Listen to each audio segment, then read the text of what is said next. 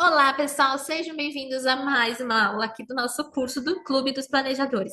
Nesse módulo, a gente está aprendendo, então, os conceitos básicos e essenciais necessários antes de realmente a gente aprofundar na parte prática, que é a busca pelo melhor benefício. Esta parte prática de análise de documentos, cálculos do tempo de contribuição, carência e a parte dos cálculos de cada benefício previdenciário. Na aula de hoje, eu quero passar para vocês sobre os segurados do RGPS. Porque quando a gente for fazer a análise, vai ser muito importante que você saiba qual é o tipo de segurado que a gente está lidando. Se ele é obrigatório, se ele é facultativo. Dentro dos obrigatórios, qual é o tipo de filiação, se ele é empregado, se ele é contribuinte individual. Porque talvez você não tenha esse conhecimento dessa diferença, né? Então, o objetivo é realmente, nas próximas aulas, quando você for aprender sobre a análise do CNIS, sobre a parte prática, vai ser importante você ter esse conhecimento da aula de hoje. Então, essa aula vai ser um pouco teórica também, tá? Mas vai ter um pouco de legislação, a gente vai ler, mas não se preocupe, vocês não vão decorar tudo agora, porque esse material ele vai ficar na descrição da aula aqui, os slides, né? Vai ficar tudo ali. Então, você vai poder olhar sempre que você precisar. Então, vamos lá? A primeira coisa, então, é a definição de segurado.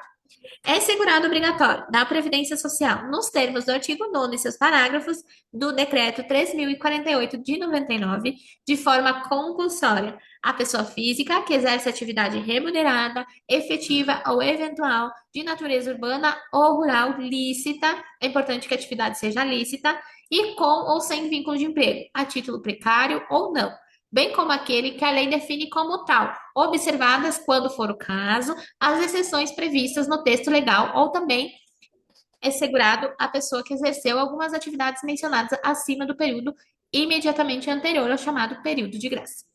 Período de graça é aquele período em que a pessoa perde a qualidade de segurado, só que ela vai ter esse período mantido, mesmo que ela não contribua mais, mesmo já tendo perdido a qualidade de segurado. Durante o período de graça, ela continua sendo segurada, mesmo sem estar contribuindo. Mas isso é um assunto que a gente vai ver também mais para frente, a gente vai aprofundar nas aulas que nós vamos ter sobre os benefícios, ok? O segurado, então, também é aquele que se filia facultativamente. O segurado facultativo, que é aquele que, por vontade própria, espontaneamente, ele decide se filiar à Previdência Social, pagando, então, as contribuições sem ser obrigatório. Ele não é filiado a nenhum regime, mas ele quer contribuir. Então, por que a pessoa vai contribuir mesmo que ela não seja obrigada? A Previdência Social, ela não serve só para amparar no momento da velhice. Na verdade, a Previdência Social, ela está ali para diversos momentos. Por exemplo, quando você ficar doente, não conseguir trabalhar, quando tiver um filho, por exemplo, licença maternidade, a questão de auxílios, a questão da pensão por morte, quando alguém falece, a Previdência Social existe para proteger os segurados dessas situações de contingência da vida, que vão muito além da aposentadoria. Então, às vezes, a pessoa decide contribuir para estar protegida, mesmo sem estar trabalhando, exercendo uma atividade remunerada obrigatória. Por exemplo, o estagiário, uma dona de casa, que querem estar segurados em caso de doença, em caso de maternidade. Então, é por isso que existem também os segurados facultativos. E que muita gente é segurado facultativo por causa disso. Então, nós temos dois tipos de segurados do RGPS. Nós temos os segurados obrigatórios e os segurados facultativos. Lá na aula de regimes previdenciários, a gente viu que o RGPS é o único regime que permite a filiação de segurados facultativos. Os demais não permitem. E os segurados obrigatórios são aqueles que devem contribuir compulsoriamente para a Seguridade Social, tendo direito aos benefícios pecuniários previstos para sua categoria, aposentadorias, auxílios, pensões, salário família, salário maternidade e aos serviços de reabilitação profissional e serviço social. Então, basicamente, a definição de segurados obrigatórios são aqueles que são compulsórios, eles precisam contribuir. São todos que contribuem? Na prática, a gente vê que não. Por exemplo, os contribuintes individuais. Quantos profissionais você vê por aí que não contribuem? Então, assim, na prática, que a gente vê uma coisa. Mas, assim, por exemplo, os empregados é muito mais difícil você não ver a contribuição de empregados, porque a Receita Federal fica de olho. Então, os empregados geralmente têm a contribuição lá no INSS.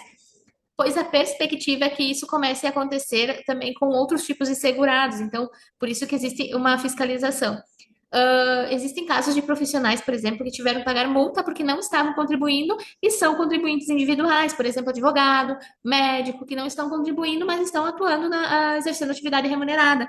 E eles cumprem todos os requisitos, que a gente viu anteriormente. É uma pessoa física que exerce atividade remunerada. De natureza urbana, no caso lícita, né? Tem que ser lícita, sem vínculo de emprego de forma compulsória. Então, você consegue ir enquadrando os requisitos ali no artigo 9º do decreto 3.048. E quais são esses segurados obrigatórios? Agora nós vamos ver um por um desses. Nós temos o empregado doméstico, o contribuinte individual, que inclui ali o empresário e autônomo, o trabalhador avulso e o segurado especial. Nós vamos ver um por um agora. Esses são os segurados obrigatórios. Vamos começar com o empregado. A definição de segurado ou empregado, ela está lá no artigo 12, inciso 1 da Lei 8.212 de 91. E nesse inciso nós temos uma lista de tudo que é considerado empregado para a Previdência Social.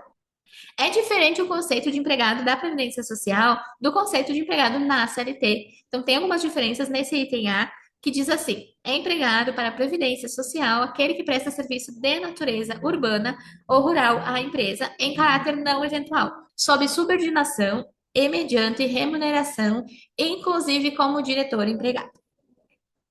Então, aqui eu trouxe para vocês o conceito de empregado da CLT. O artigo 3º da CLT diz que o empregado é a pessoa física que presta serviços de natureza não eventual ao empregador sob dependência deste e mediante salário. O conceito de empregado pelo RGPS abrange tanto o trabalhador urbano quanto o rural, submetidos ao contrato de trabalho. Agora temos aqui na linha B do inciso 1 do artigo 12, que diz também que é considerado empregado para a Previdência Social aquele trabalhador contratado por empresa de trabalho temporário, definida em legislação específica, que presta serviço para atender a necessidade transitória de substituição de pessoal regular e permanente ou acréscimo extraordinário de serviço de outras empresas. Então, o que é necessidade transitória de substituição de pessoal regular? Pode acontecer de uma empresa precisar de uma pessoa temporariamente. Essa empresa, ela já sabe que não vai ser para sempre essa contratação.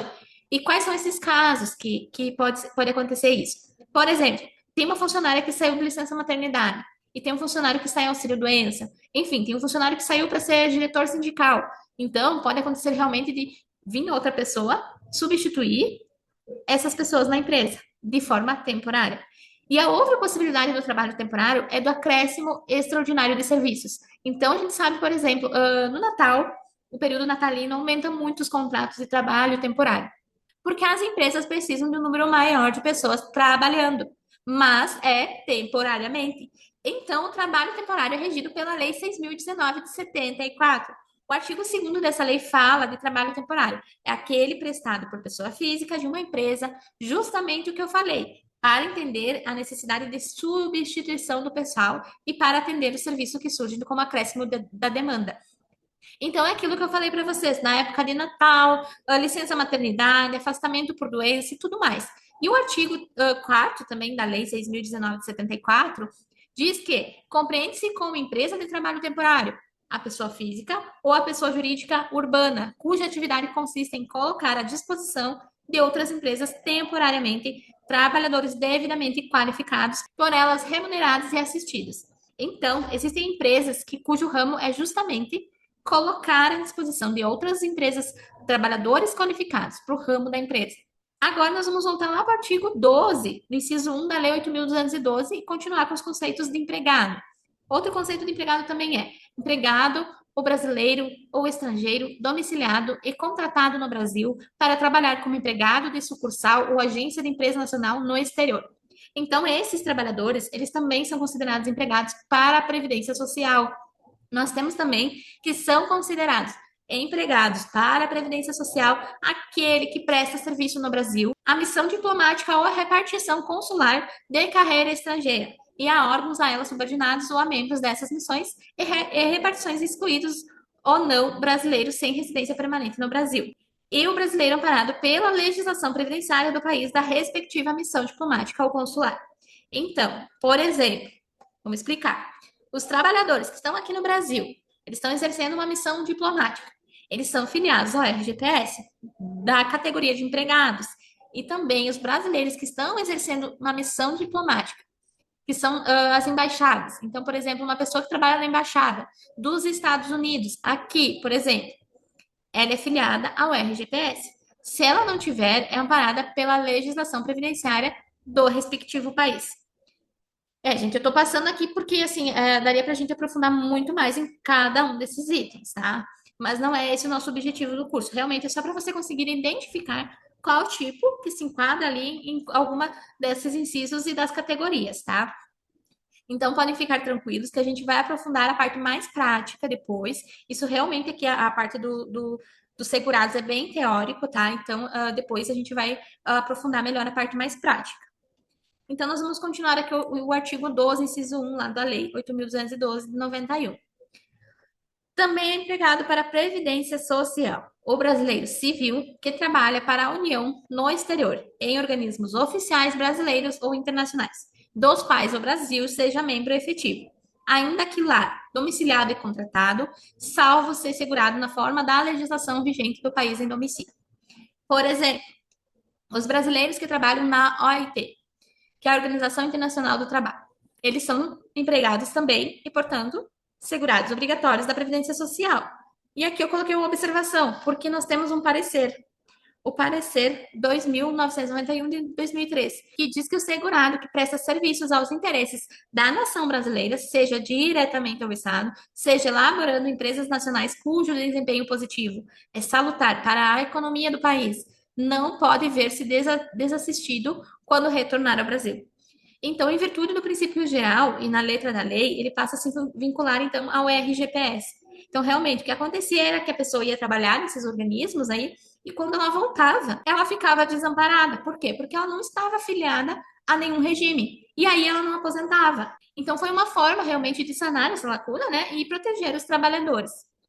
Seguindo, também é considerado empregado o brasileiro ou estrangeiro domiciliado e contratado no Brasil para trabalhar como empregado em empresa domiciliada no exterior, cuja maioria do capital votante permaneça a empresa brasileira de capital nacional.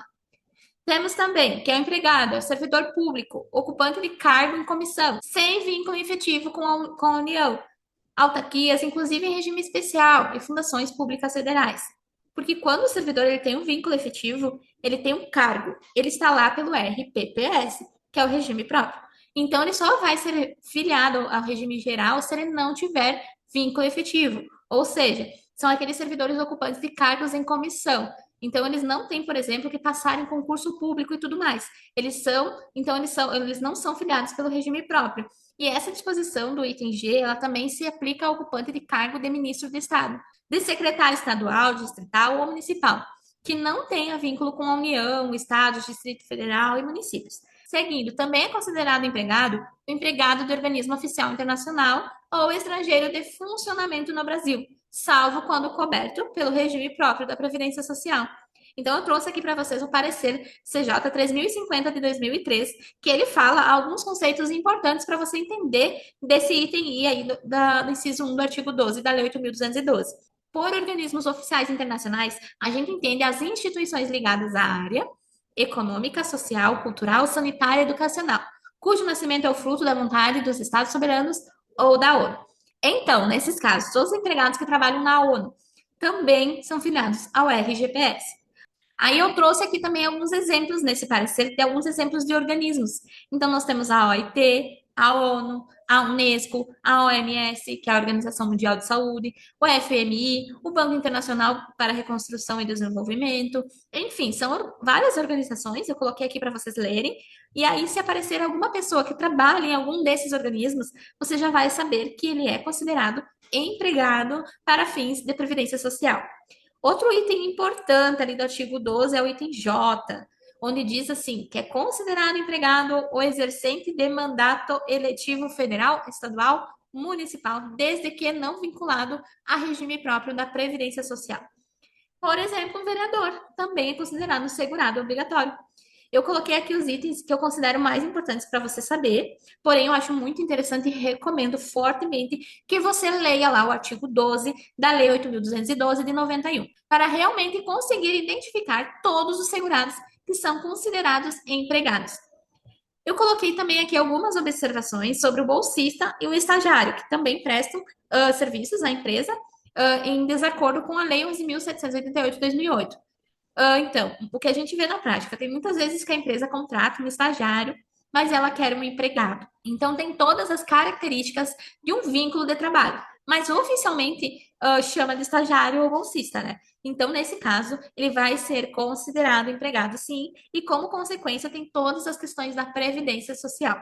Então, por exemplo, esse tempo ele vai ser considerado também como tempo de contribuição. E isso se o estagiário ou bolsista conseguir comprovar que a empresa exerceu o contrato em desacordo com a lei. Também coloquei aqui o escrevente e o auxiliar contratados por titular de serviços notariais e de registro. Eles também são considerados empregados para a Previdência Social. Também coloquei os que, embora os estrangeiros são contratados para trabalhar no Brasil, exceto se tiverem regime previdenciário próprio. Então, você vê que, tirando aqueles outros regimes, se não se enquadrar em nenhum daqueles outros regimes, vai ser o RGPS. E dentro do RGPS, nós temos essas categorias onde podemos identificar os empregados. Agora, nós vamos começar com o empregado doméstico. Quem é o empregado doméstico? Empregado doméstico é aquele que presta serviço de natureza contínua à pessoa ou família no âmbito residencial desta e atividades sem fins lucrativos. Não existe uma profissão de doméstico. Não existe profissão de doméstico. Na verdade, o que existe é o trabalho doméstico. O trabalho doméstico é uma forma de trabalho e pode ser exercido por diversos profissionais, não necessariamente só por aquela empregada doméstica que a gente tem na cabeça. Mas, por exemplo, nós podemos ter um motorista, que é um empregado doméstico, cuidador de idoso, enfermeira. Então, o trabalho doméstico, ele é uma forma de trabalho e pode ser exercido, inclusive, por pessoas que têm um nível superior. Então, é muito interessante que a gente saiba, porque o conceito, muitas vezes, as pessoas têm errado na cabeça delas. Então, o empregado doméstico é uma forma de trabalho que é exercida no âmbito residencial. Outra coisa é que a atividade deve ser sem fins lucrativos.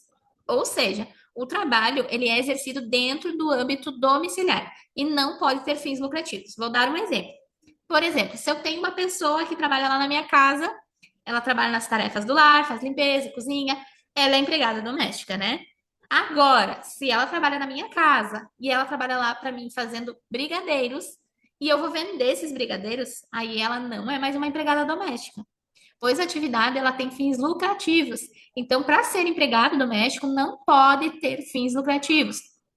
Nós temos também a Lei Complementar 150 de 2015, que define empregado doméstico, que é o conceito que eu falei para vocês, e tem a questão também dos dias, que tem que ser por mais de 2 dias por semana para ser considerado um empregado doméstico. Uma característica também muito importante é a questão da pessoalidade. A pessoalidade, ela exerce o trabalho. O empregado doméstico vai até lá e ele exerce aquele trabalho. E também temos a finalidade que ela deve ser não lucrativa, que é o que eu falei para vocês anteriormente, ou seja, ela não pode ser voltada à produção econômica de bens e serviços. Então, é aquele exemplo que eu falei da pessoa que ela é contratada para fazer docinhos porque eu vou vender.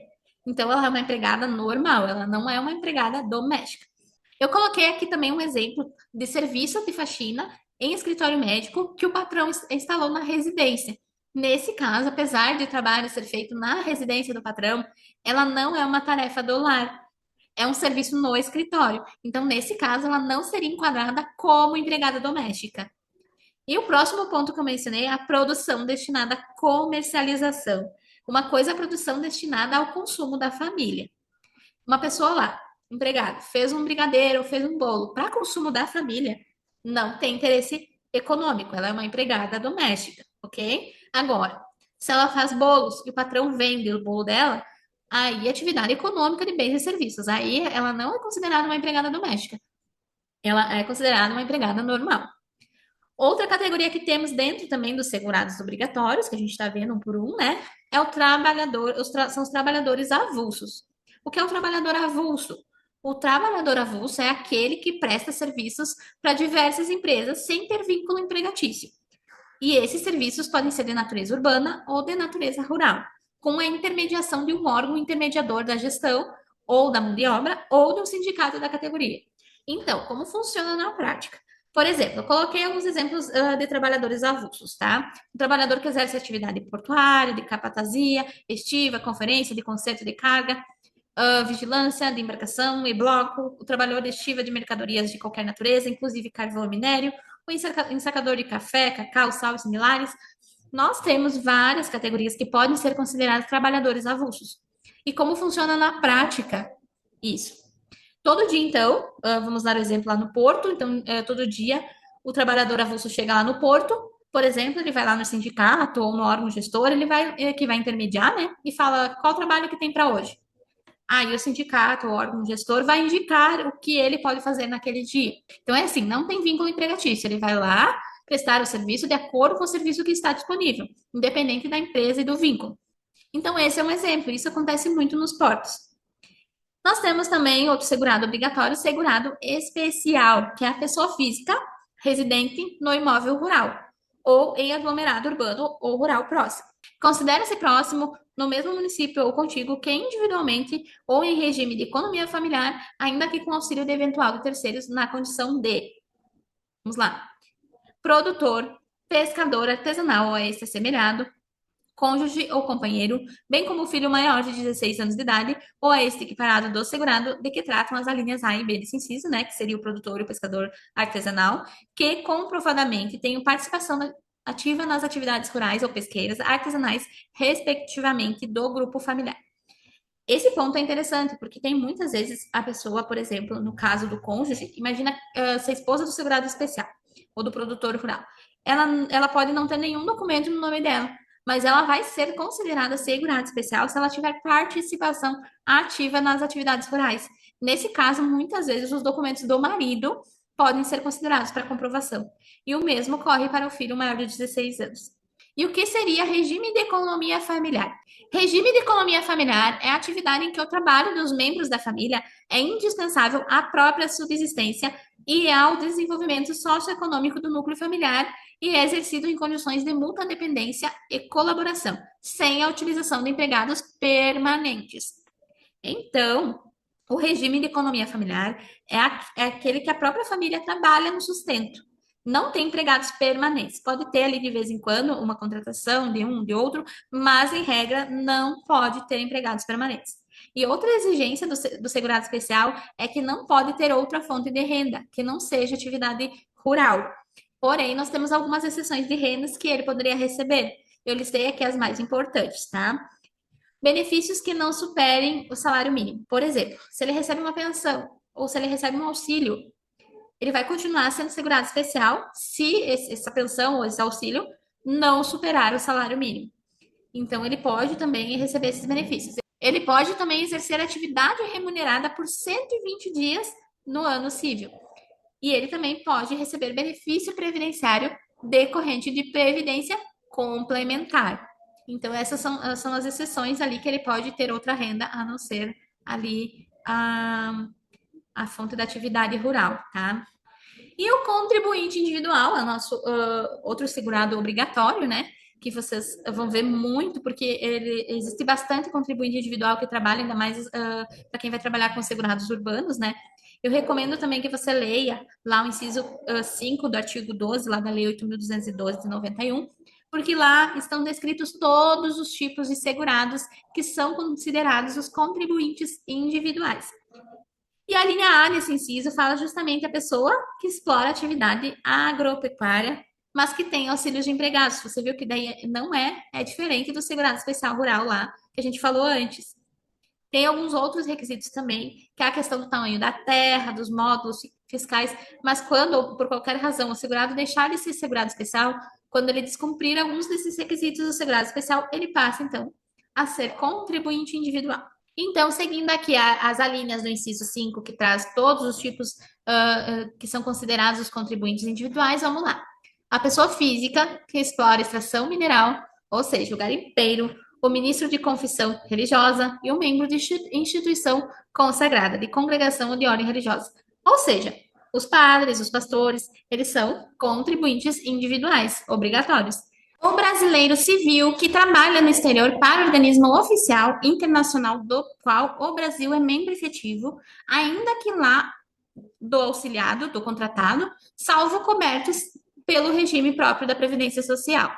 Com relação à parte religiosa, eu trouxe aqui duas jurisprudências muito interessantes para vocês verem se tem vínculo de emprego ou não. O exercício da atividade religiosa diretamente vinculada aos fins da igreja não dá ensejo ao reconhecimento do vínculo de emprego nos termos do artigo 3º da CLT. Então, nesse caso, a atividade religiosa ela é um contribuinte individual. Porém, se forem identificados todos os requisitos de uma relação de emprego, pode ser que assim seja caracterizado como empregado e não como um contribuinte individual. Essa segunda jurisprudência que eu trouxe aqui para vocês foi um caso que foi desvirtuado o exercício da atividade religiosa. Então, no caso, o pastor evangélico, ele comprovou que o trabalho dele tinha as características de um vínculo empregatício, ou seja, tinha subordinação, era feito de forma pessoal, contínua, subordinada, mediante retribuição pecuniária. Então, nesse caso, foi considerado uma relação de emprego. Então, no caso concreto, você vai ter que ver se tinha ou não essas características, né, no seu cliente, de um vínculo de emprego. Se tiver, é um empregado, mas se não tiver, é um contribuinte individual. Também continuamos aqui nas alíneas do inciso 5, temos também o titular de firma, diretor, membro do conselho de administração de sociedade anônima e sócios. Ou seja, os empresários, eles são contribuintes individuais também. Quem presta serviço de natureza urbana e rural, em caráter eventual, a uma ou mais empresas sem relação de emprego. A gente viu que para ser empregado, por exemplo, no caso do empregado doméstico, os dias de trabalho que ele exerce, dependendo da frequência, ele não é considerado um empregado doméstico. Então, quando não tiver relação de emprego e quando for em caráter eventual, podendo ser para várias empresas, ele é considerado um contribuinte individual, ou seja, a responsabilidade da contribuição é dele.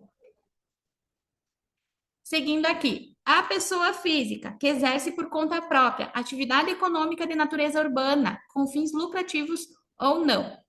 E aqui estão os advogados, os médicos, os dentistas, psicólogos, enfim, todos os profissionais liberais, eles são contribuintes individuais.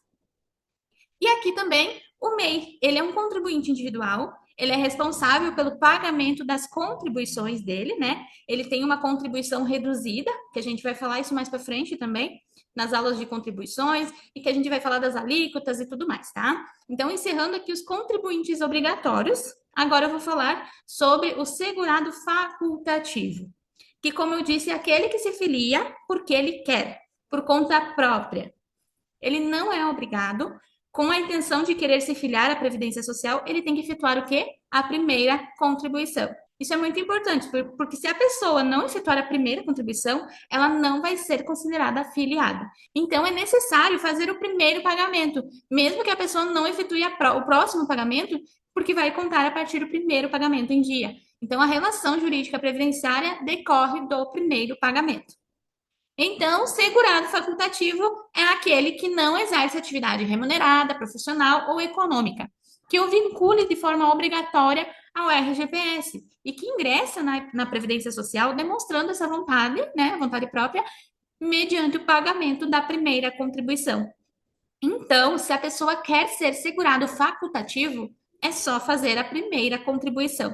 Lembrando que, se a pessoa está dentro de alguma das categorias lá dos filiados, segurados obrigatórios, ela não pode, ao mesmo tempo, pagar o facultativo.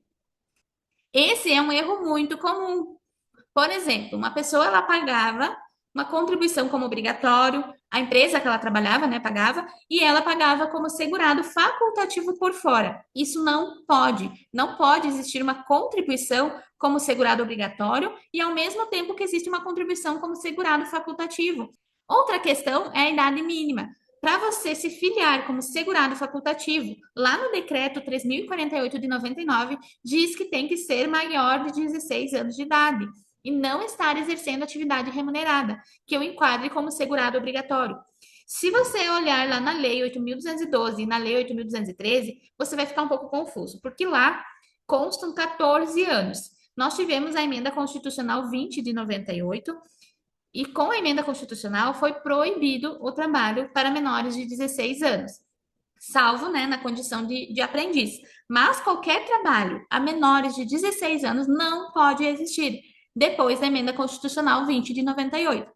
Então, as leis 8.212 e 8.213, elas nunca foram atualizadas, mas o que vale é realmente o que está lá na Constituição e lá no decreto 3.048 de 99, pois ele já foi feito de forma compatível com o que está disposto lá na Constituição. Então, é a partir dos 16 anos que o segurado facultativo ele pode se filiar. Vamos a alguns exemplos aqui dos segurados facultativos. A dona de casa pode ser segurada facultativa. O síndico do condomínio, quando não remunerado, ele pode se filiar como facultativo. O estudante, o brasileiro que acompanha cônjuge, que presta serviço no exterior, por exemplo. Aquele que deixou de ser segurado obrigatório, por exemplo, você, advogado, você parou de advogar, você não é mais segurado obrigatório, certo?